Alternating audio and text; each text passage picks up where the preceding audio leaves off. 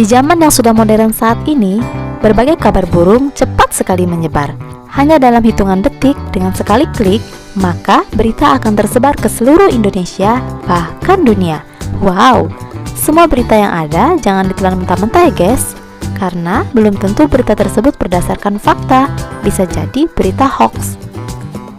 Bahkan Presiden Soekarno pun pada masanya pernah kena prank loh. Penasaran seperti apa ceritanya? Berikut adalah daftar skandal pembohongan publik di Indonesia. Tapi sebelum lanjut,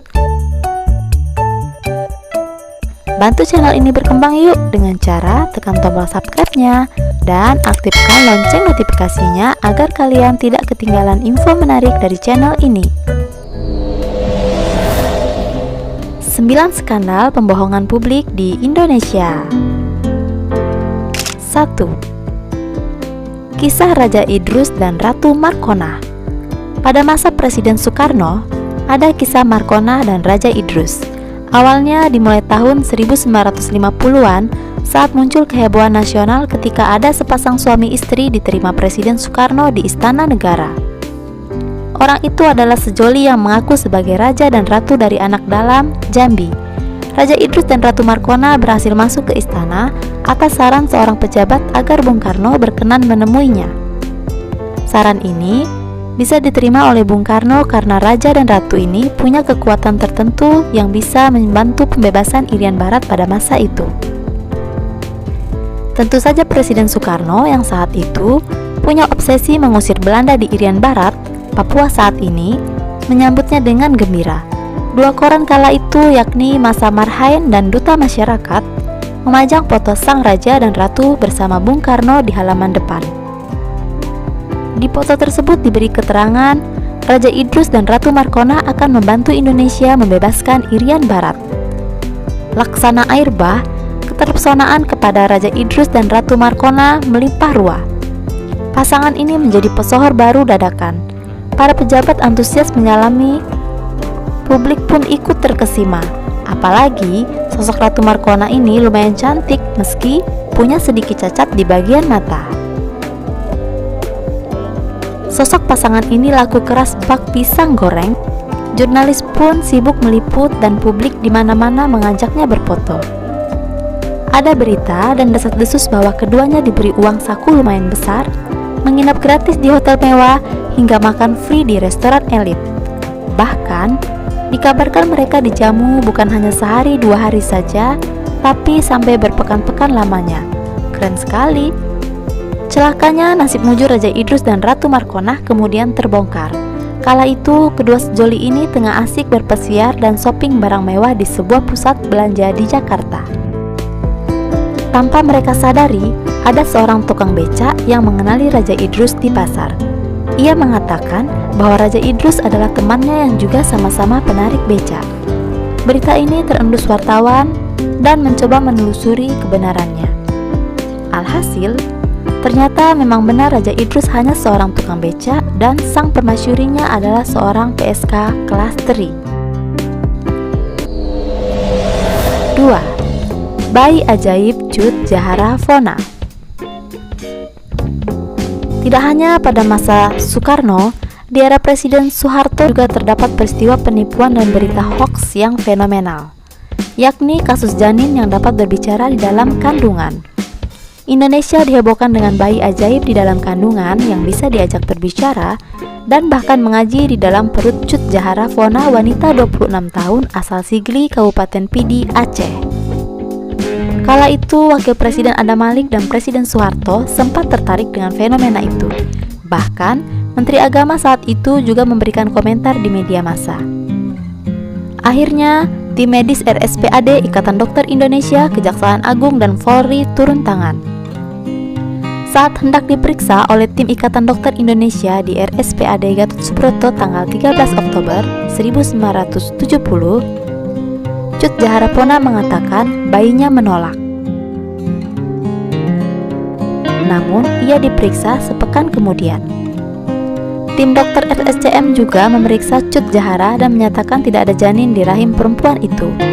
Kasus itu tak hanya diliput media dalam negeri, Bahkan media asing seperti BBC pun ramai memberitahukannya. Aktivitas bayi ajaib terhenti setelah tape recorder yang dipasang di dalam pakaian Cut Jahara ditemukan polisi Komdak 8 Kalimantan Selatan yang memburunya di Kampung Gambut, 14 km dari kota Banjarmasin. Polisi menyita tape recorder EL3302-OOG berikut kaset rekaman suara tangisan bayi dan bacaan ayat-ayat suci Al-Quran.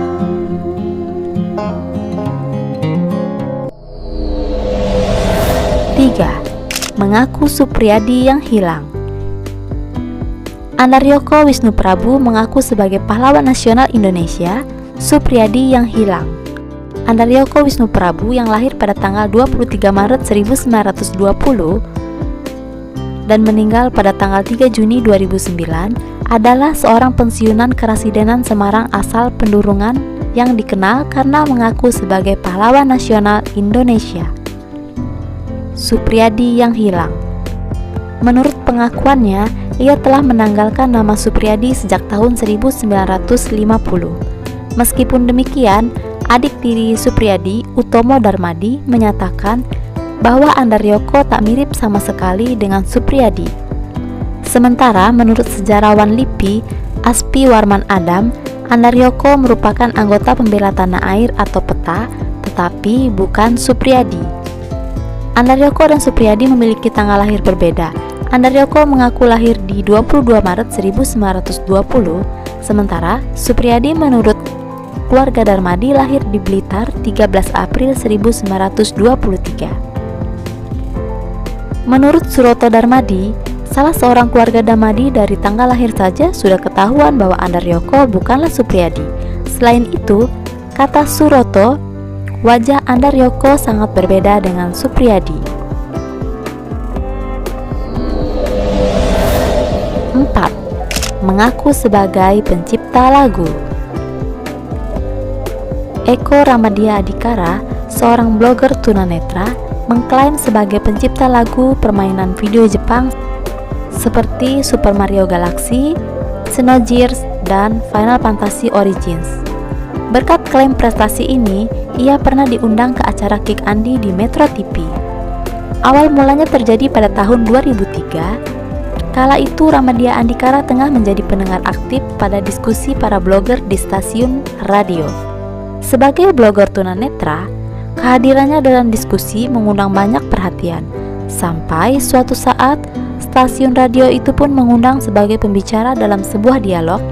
Pada kesempatan itu pula sempat terucap bahwa Eko Ramadia Adhikara suka musik game dan bahkan bisa menciptakannya. Dari situ, Rama mengaku sebagai pencipta beberapa musik games buatan Nintendo, penghasil video game yang sudah terkenal seantero jagat. Sebuah keberanian untuk berbohong pun dilakukan oleh Rama. Akhirnya pengakuan itu menjadi sorotan media. Terbukti bahwa ia hanya mengganti nama berkas musiknya dan pada tanggal 10 Agustus 2010 ia memberikan pernyataan di atas materai bahwa ia telah melakukan pembohongan publik.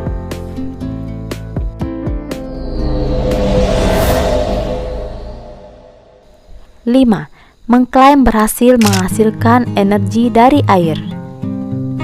Djoko Suprapto mengklaim berhasil menghasilkan energi dari air atau Blue Energy. Sebelum menipu Presiden Susilo Bambang Yudhoyono dengan Blue Energy, Djoko Suprapto ternyata sempat akan menipu UGM dengan menawarkan hasil temuan pembangkit listrik dan tenaga jin.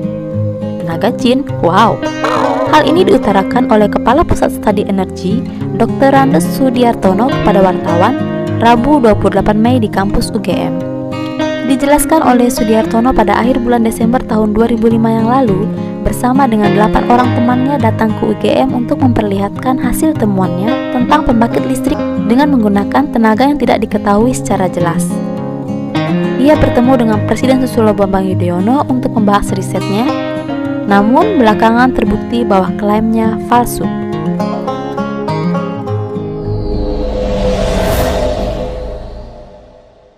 6. Anissa Hasibuan. Anissa Hasibuan adalah seorang perancang busana yang sempat menarik perhatian publik karena koleksi rancangan busana dan jilbabnya ditampilkan di New York Fashion Week pada September 2016 lalu. Namun, ternyata untuk tampil dalam pagelaran tersebut, ia harus mengeluarkan biaya yang sangat besar. Diperkirakan satu slot untuk tampil di ajang tersebut memakan biaya setidaknya 200.000 US dollar atau setara dengan 3 miliar rupiah lebih untuk nominal saat ini. Wah, mahal juga ya. Mending duitnya buat mimin aja. Hehehe. Belakangan Anissa dan suaminya ditangkap polisi karena perusahaan mereka melakukan penipuan haji dengan metode skema Ponzi.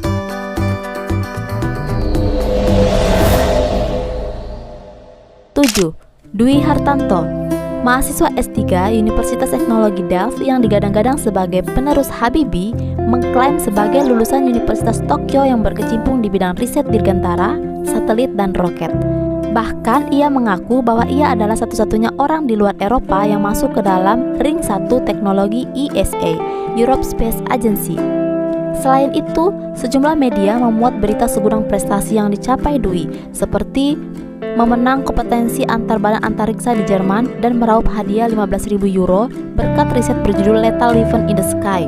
Namun, kebohongan Dwi Hartanto diketahui ketika sebuah dokumen 5 lembar bermaterai yang ditandatangan olehnya diunggah ke laman Perhimpunan Pelajar Indonesia di Delft, Belanda 7 Oktober 2017. Pada laman PPI di Delft, surat itu diberi judul klarifikasi dan permohonan maaf oleh Dwi Hartanto. Dalam kurun waktu kurang dari 24 jam, surat itu kemudian tersebar ke seluruh pihak. Salah satu isi surat klarifikasi tersebut berbunyi, teknologi lethal weapon in the sky dan klaim paten beberapa teknologi adalah tidak benar dan tidak pernah ada. Saya memanipulasi template cek hadiah yang kemudian saya isi dengan nama saya disertai nilai nominal 15.000 euro. Kemudian berfoto dengan cek tersebut. Foto tersebut saya publikasikan melalui akun media sosial saya dengan cerita klaim kemenangan saya. Aku Dwi Hartanto. Beberapa waktu lalu, Dwi Hartanto juga mengaku sedang mengembangkan pesawat tempur dan teknologi teranyar seputar kedirgantaraan militer. Namun, dalam surat permohonan maaf dan klarifikasi, Dwi menjelaskan informasi mengenai saya bersama tim sedang mengembangkan teknologi pesawat tempur generasi ke-6 adalah tidak benar. Informasi bahwa saya bersama tim diminta untuk mengembangkan pesawat tempur Euro Typhoon di Airbus Space and Defense menjadi Euro Typhoon NG adalah tidak benar. Wow.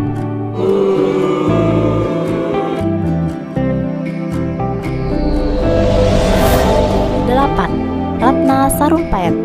Ratna Sarumpait dikenal sebagai seniman dan plagiat hak asasi manusia di Indonesia.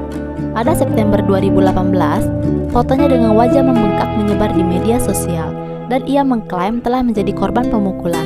Ia berhasil mendapatkan dukungan dari sejumlah tokoh oposisi termasuk Prabowo Subianto, calon presiden untuk pemilu 2019. Namun, pada 3 Oktober, Ratna mengaku bahwa ia telah berbohong untuk menyembunyikan operasi plastiknya dari keluarganya sendiri.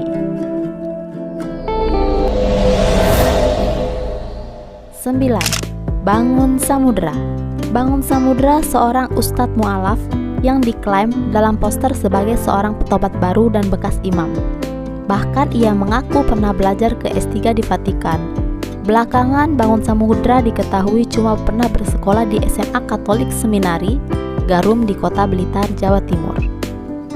Dan itu pun tidak pernah sampai tamat karena dia hanya bersekolah 1 tahun dan tidak ada universitas seperti itu di Vatikan. Nah, itu tadi 9 kebohongan publik yang sempat viral di Indonesia loh. Menurut kalian, yang mana nih yang paling merugikan? Tulis jawaban kalian di komen ya.